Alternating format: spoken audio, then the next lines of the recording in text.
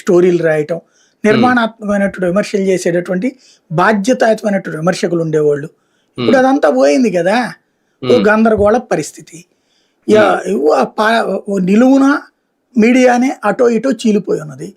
ఇక దాంట్లో కార్యకర్తలు ఎవడి పార్టీ చేసేది, వాళ్ళ నాయకుడు మర్డర్ చేసినా కూడా కరెక్టే అంటున్నారు, వాళ్ళ నాయకులే తప్పులు చేసినా కరెక్టే అంటున్నారు. ఇంక ఇక్కడ నీతి నైతికత చచ్చిపోయాక ఇది రైట్ ఇది రాంగ్ అని ఎవరు చెప్తారు?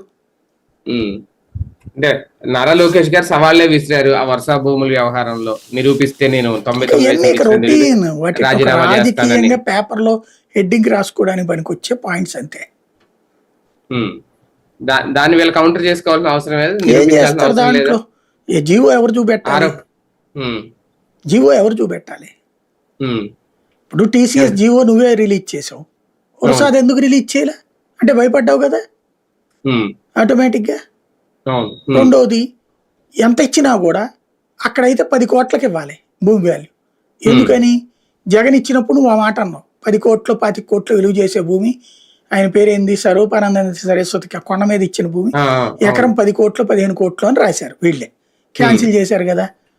మరి 10-15 కోట్ల రూపాయల వాల్యూ అని అక్కడ చెప్పినప్పుడు ఇది ఇంకా భూమి నేల మీద కదా, అది కొండ, ఈ నేల మీద 25 కోట్లు ఉంటుంది కదా, పోనీ 10 కోట్లు అనుకో, నువ్వు 10 కోట్లకి ఇచ్చి ఉంటే జెన్యూన్, ఇవ్వలేదు అంటే దోచిపెట్టినట్టేగా.